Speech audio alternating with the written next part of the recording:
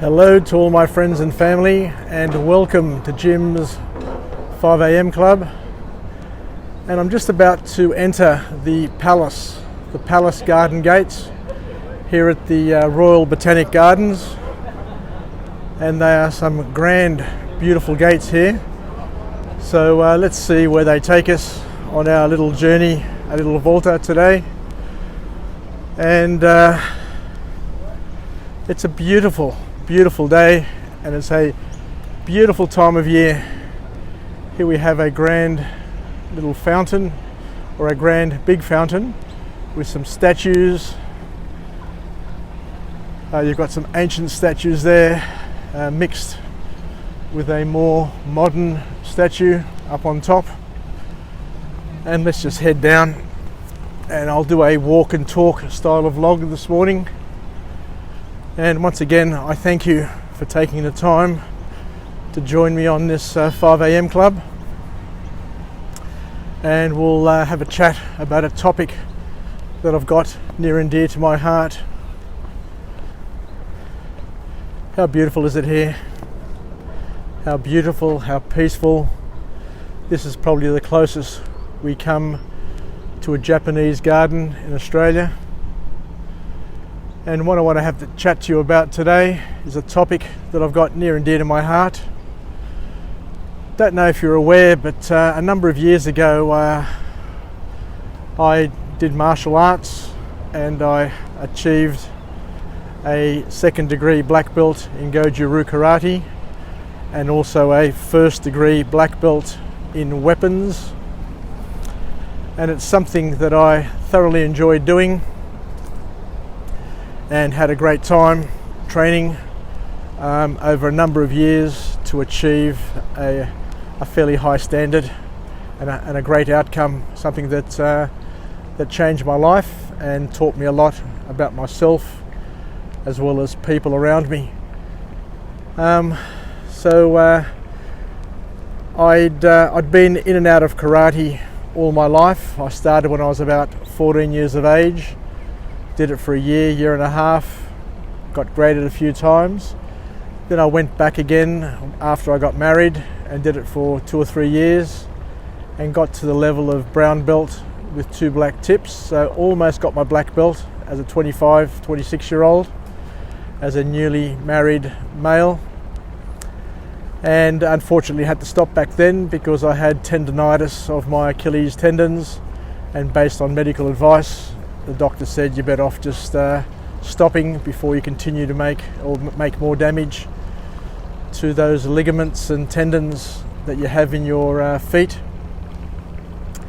And then later on in life, I went back and I got stuck into it again and did it for about 6 or 7 years, and finally got my black belt, which is a major achievement and a major milestone, and something that I'll never forget and always appreciate and respect. And went on to train hard, to teach, and also to referee.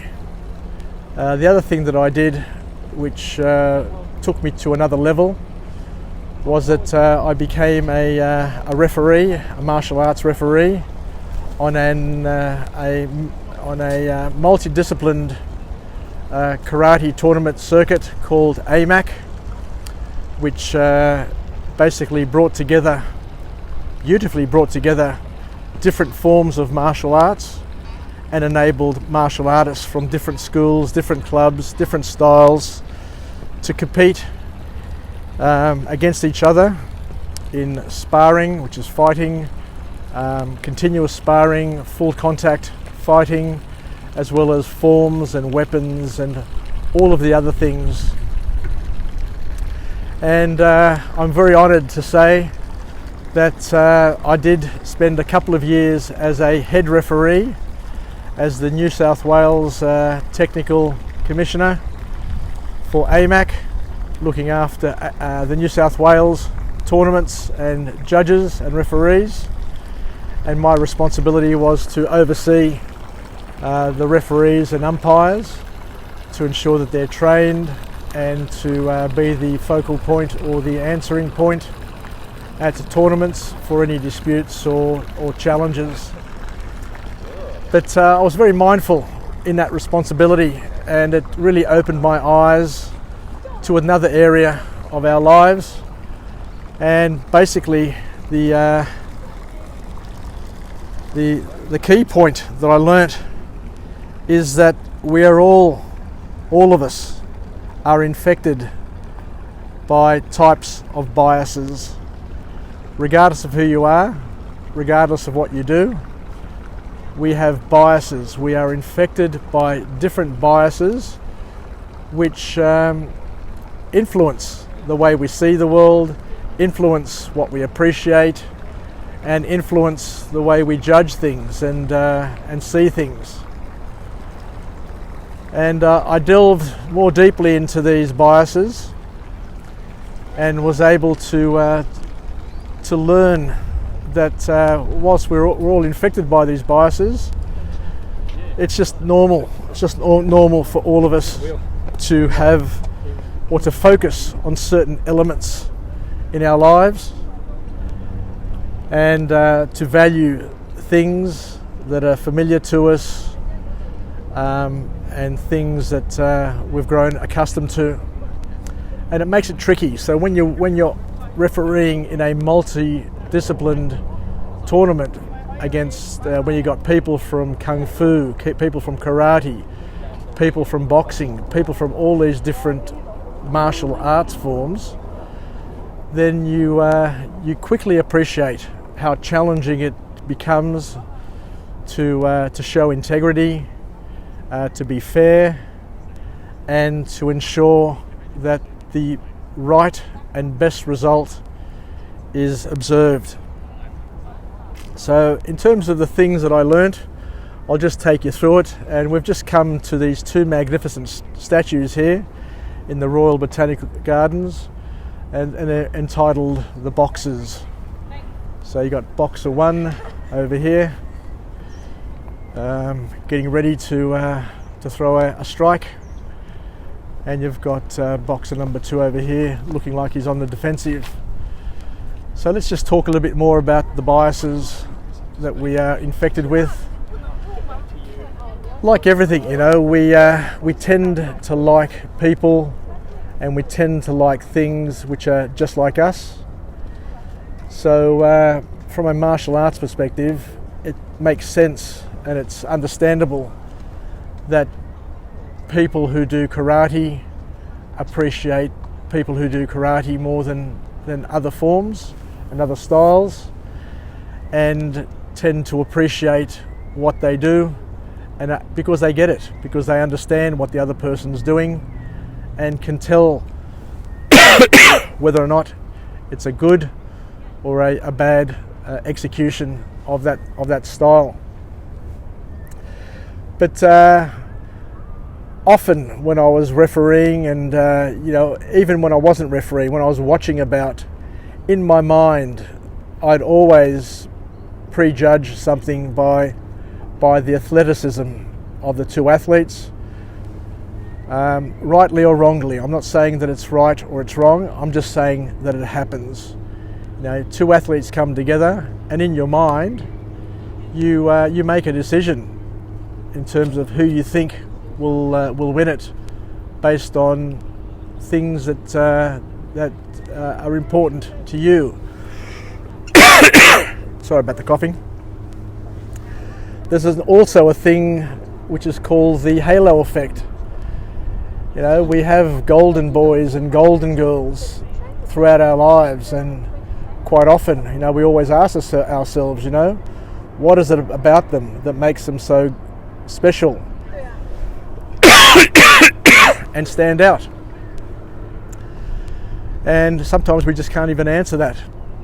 But in a tournament, you'll have somebody who's won a previous tournament or has a reputation that precedes them, and without even knowing it, there is a bias, a positive bias towards them, to give them the